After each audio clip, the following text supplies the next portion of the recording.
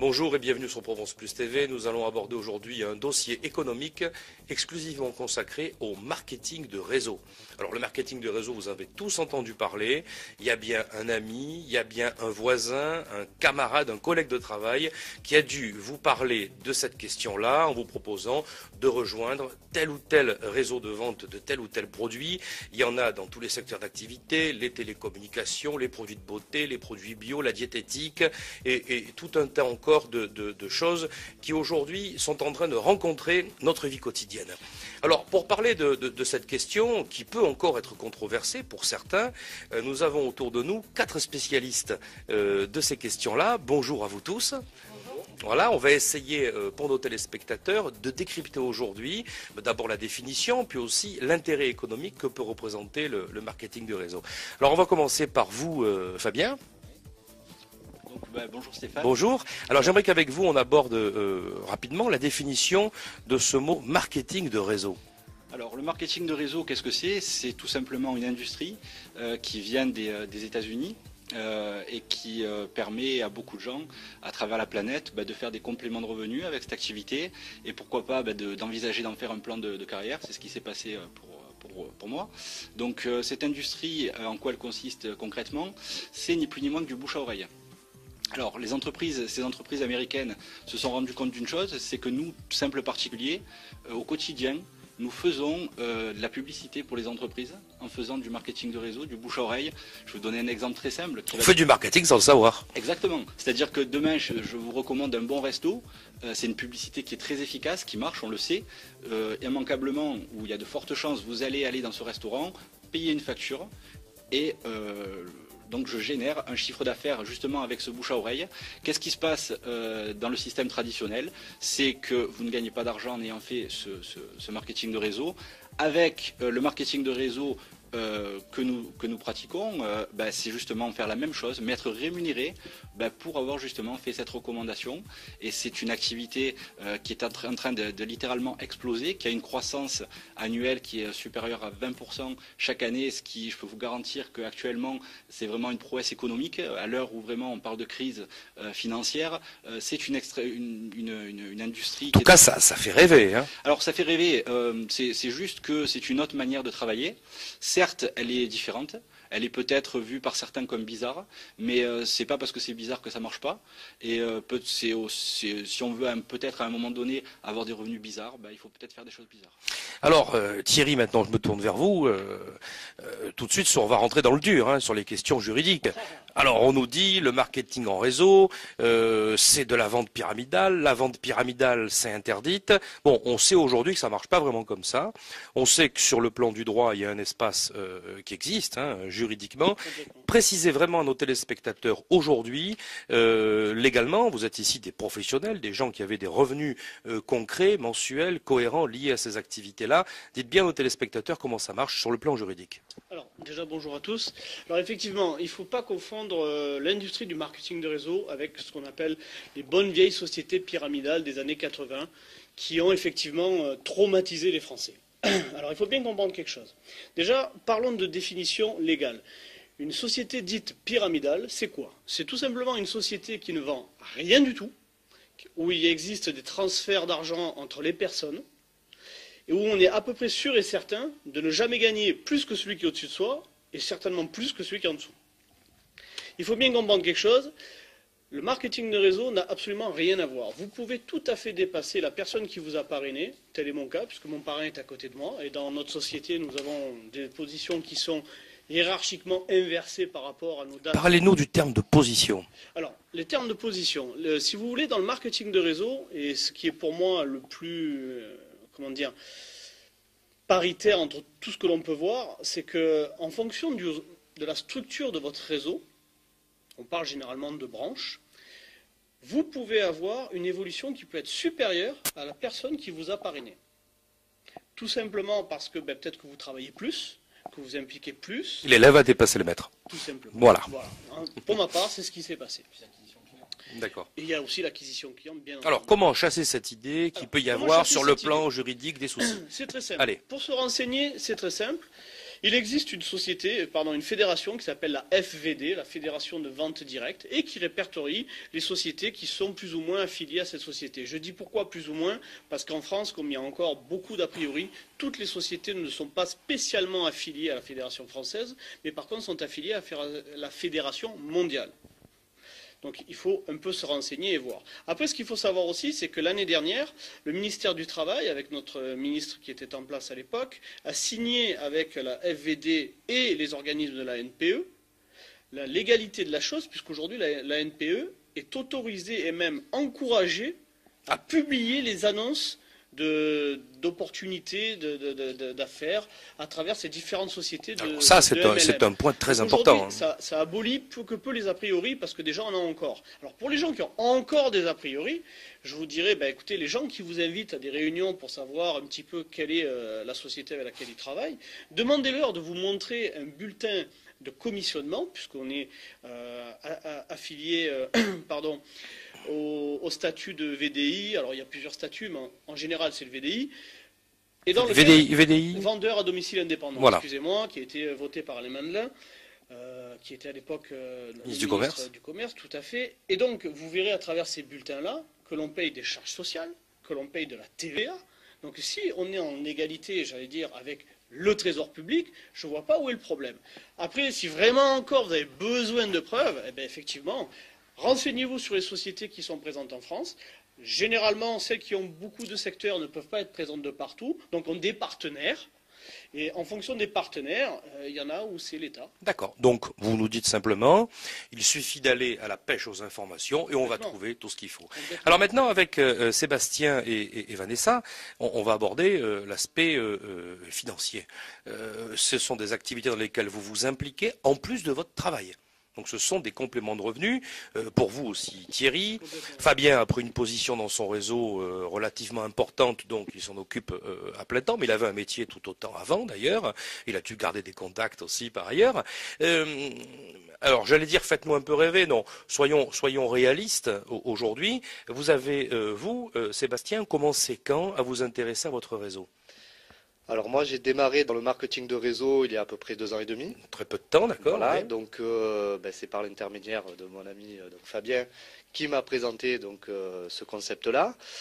J'y ai adhéré et en effet j'ai une activité professionnelle principale, je suis salarié d'une entreprise et j'ai démarré cette activité pour générer ce que l'on appelle des compléments de revenus. Alors bilan, 2 ans et demi après, en pourcentage de vos revenus, ça représente combien ?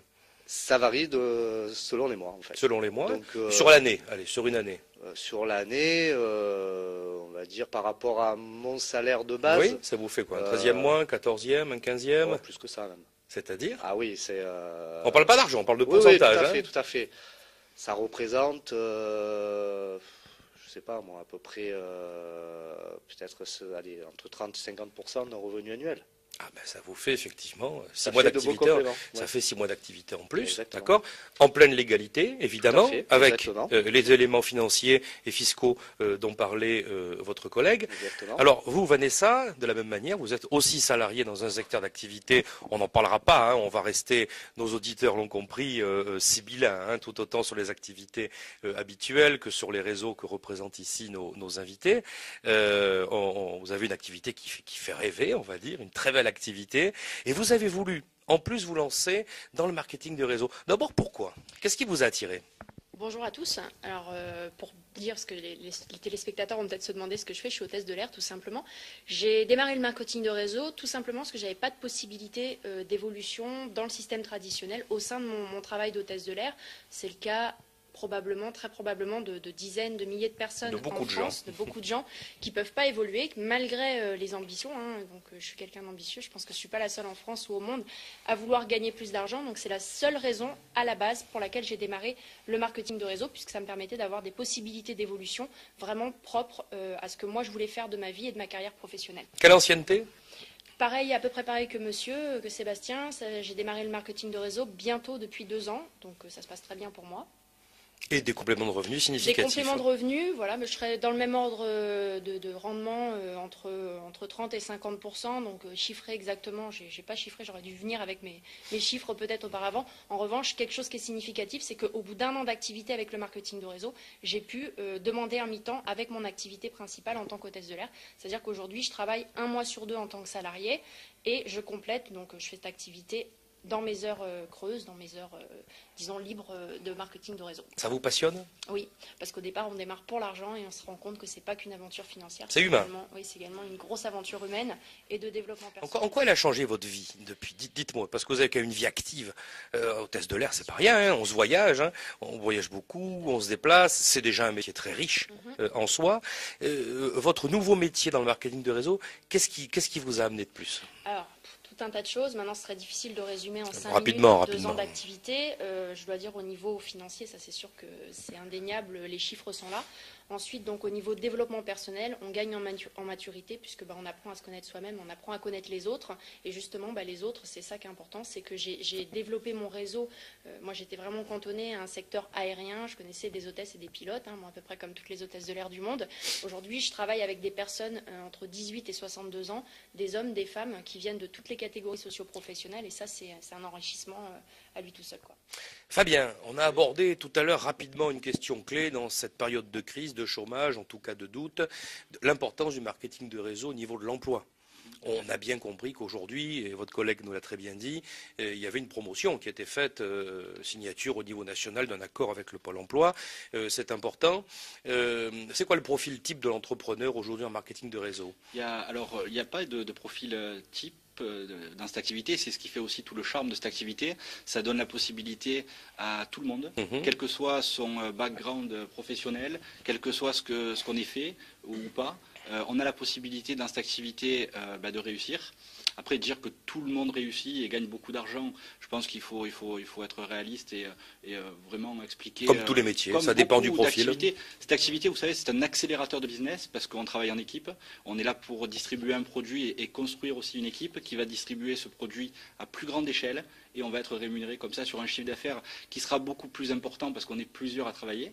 Donc c'est ce qui fait vraiment la puissance du marketing de réseau. Vous savez, je crois que c'est le premier milliardaire américain qui a dit « Je préfère 1% du travail de 100 personnes que 100% de mon propre travail. » Bien sûr. Et ça paraît logique. On travaille, on fait travailler les autres, tout le monde est gagnant. Quand on a préparé cette émission, vous nous avez parlé de chiffres très importants de création d'activités en France et dans le monde. Alors, redonnez ces chiffres pour nos téléspectateurs. J'ai entendu ça récemment en France. On table dans l'industrie du marketing de réseau sur une création de 100 000 postes. Ce qui, à l'heure actuelle, je pense, est quand même quelque chose d'assez significatif et de vraiment très éloquent. Après, en termes de croissance, c'est une activité, je vous l'ai dit tout à l'heure, qui connaît une croissance qui est supérieure à 20%. Je pense que là, tous les chefs d'entreprise comprendront vraiment, ça leur parlera et que la croissance est vraiment très très importante. Et voilà, donc après, est-ce qu'il y a des gens dans cette activité qui ne gagnent pas d'argent? La réponse est oui. Moi, j'ai aucun souci par rapport à ça. Les gens qui font rien ne gagnent rien. Donc ça me paraît logique. Ce qui n'est pas illogique, j'allais dire. Voilà. Et après, il y a des gens, pour l'essentiel, en tout cas... Moi, j'ai une question. Est-ce que vous avez vu des choses extraordinaires? Moi, j'aimerais que vous nous parliez de quelque chose d'extraordinaire dont, avec votre réseau, vous êtes à la source, quelqu'un qui n'avait pas d'activité, mais qui avait une grosse volonté et qui s'en est tiré aujourd'hui et qui a tiré sa famille d'affaires. Parlez-nous de ça. Des exemples de ce type-là, il y en a beaucoup. Alors, juste pour revenir rapidement, et puis je vais répondre à votre question, à ce qu'on disait, l'essentiel des gens qui font cette activité, ce sont des gens qui font des compléments de revenus, des très confortables compléments de revenus, et puis d'autres après qui en font un plan de carrière, et des exemples de gens qui ont changé leur vie. Il y en a aussi. Vous êtes fier? Vous êtes fier d'avoir participé à ça? Moi, je suis très fier parce que si vous voulez, je trouve que c'est vraiment une activité où on peut regarder les gens dans les yeux et il n'y a pas de problème à avoir dans le sens où si les gens ne font rien, moi quelque part, j'ai pas de responsabilité par rapport à ça. Et c'est vrai que pour les gens qui ont... Mais si ça réussit, ça a été l'affaire de tous aussi. Ça a été aussi l'affaire de tous. La leur et celle des autres. Alors après, par rapport à d'éventuels échecs, si tant est qu'il y en ait, parce que j'allais dire l'échec, c'est uniquement les gens qui abandonnent. Hein, donc, alors on a une responsabilité en tant que leader à aider ces équipes à gagner de l'argent. C'est-à-dire que dans cette activité, ce que moi je trouve extraordinaire, c'est qu'on est tous indépendants, mais on n'est jamais seul, Et vous êtes parce ensemble. qu'on travaille tous en équipe. C'est-à-dire que les personnes qui peuvent avoir éventuellement peur de ne pas réussir, parce qu'ils ne sont pas formés, parce qu'ils ne connaissent pas cette activité, si vous voulez, on est là pour les aider et pour faire gagner de l'argent à ces gens-là. Au jour d'aujourd'hui, je travaille pour mon équipe, et si je fais gagner de l'argent aux gens qui sont dans mon équipe, que j'affectionne en plus, ce qui gâche rien à la chose, je gagne de l'argent aussi. Donc au jour d'aujourd'hui, je suis l'outil de travail de mon équipe. Thierry, tout à l'heure, on préparait cette intervention et en rigolant, vous me direz, un jour, on vendra vraiment un peu de tout en marketing de réseau. Vous pensez qu'il y a une dimension universelle? Pourquoi cette réussite? Est-ce que ça peut toucher tout? Est-ce que c'est une nouvelle manière de travailler qui va devenir plus importante encore dans les années qui viennent? En économie, on parle d'une société qui devient transversale. Et justement, la fin des sociétés hiérarchiques, vous vous sentez lié à ce modèle d'avenir économique dont vraiment les grands économistes commencent à parler aujourd'hui? Ça tombe bien que vous souleviez ce fait, je voulais l'aborder tout à l'heure, après le côté juridique et légal. Pour les gens qui aiment bien les chiffres et les preuves à l'appui, je fais partie de ces gens-là, puisque je travaille dans une société financière qui est la numéro 1 au monde dans l'assurance, où justement les sociétés hiérarchiques, comme vous avez pu le définir tout à l'heure, pour revenir à cet aspect structurel, la structure économique d'une société, quoi qu'on en pense, quoi qu'on veuille faire, elle est forcément pyramidale.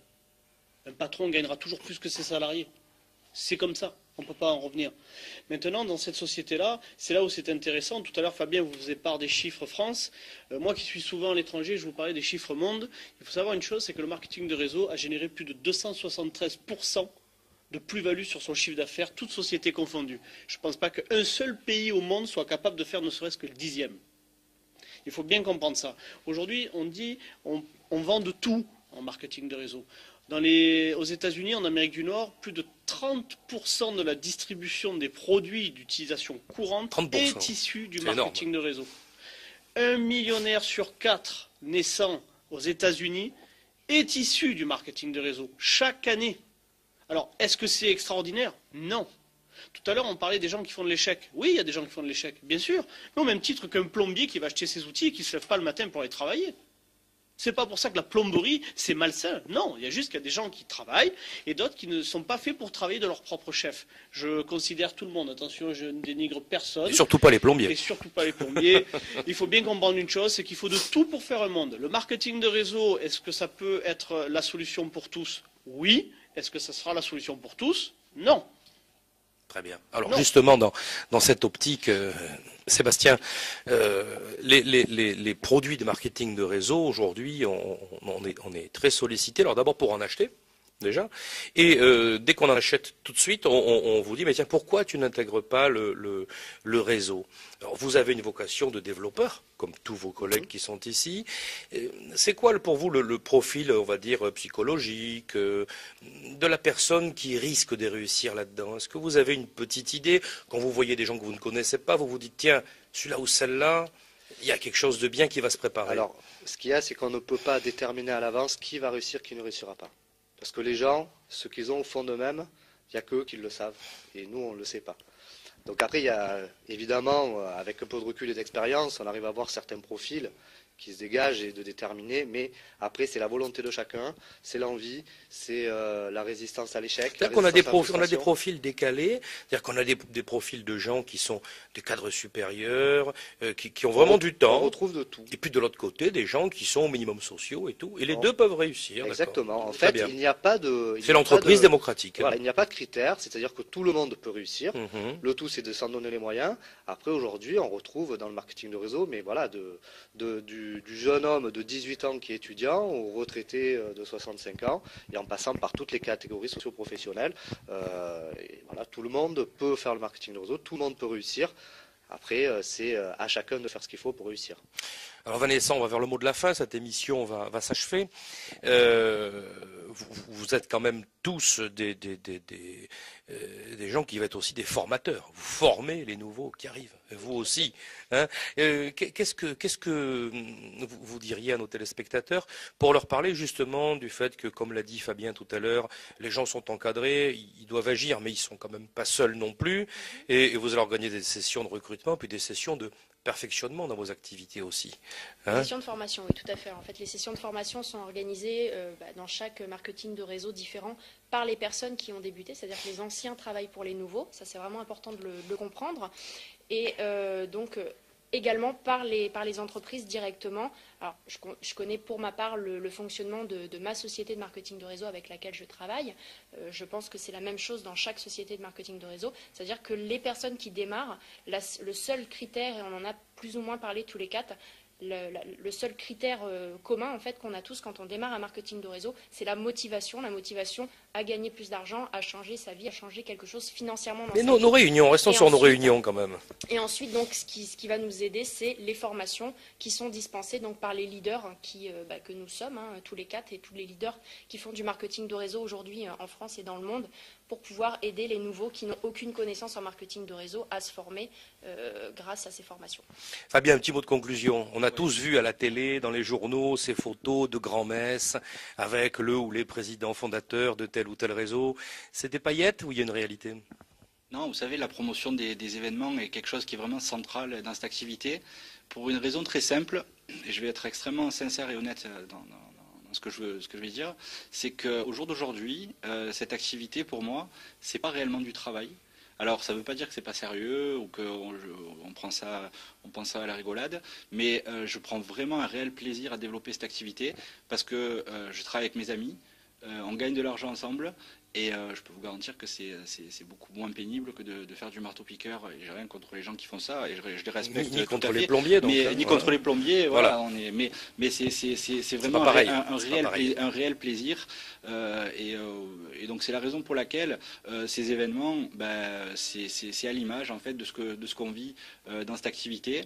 Et c'est pas des paillettes et c'est pas du superflu. On apprend. Il y a surtout des grosses formations qui sont dispensées. Voilà, c'est des moments de formation, d'émulation aussi. Ce sont des grands moments de formation avec des gens qui ont eu des réussites extraordinaires et qui nous expliquent l'état d'esprit à avoir, qu'on peut appliquer pas nécessairement qu'au marketing de réseau, mais tout simplement dans la vie.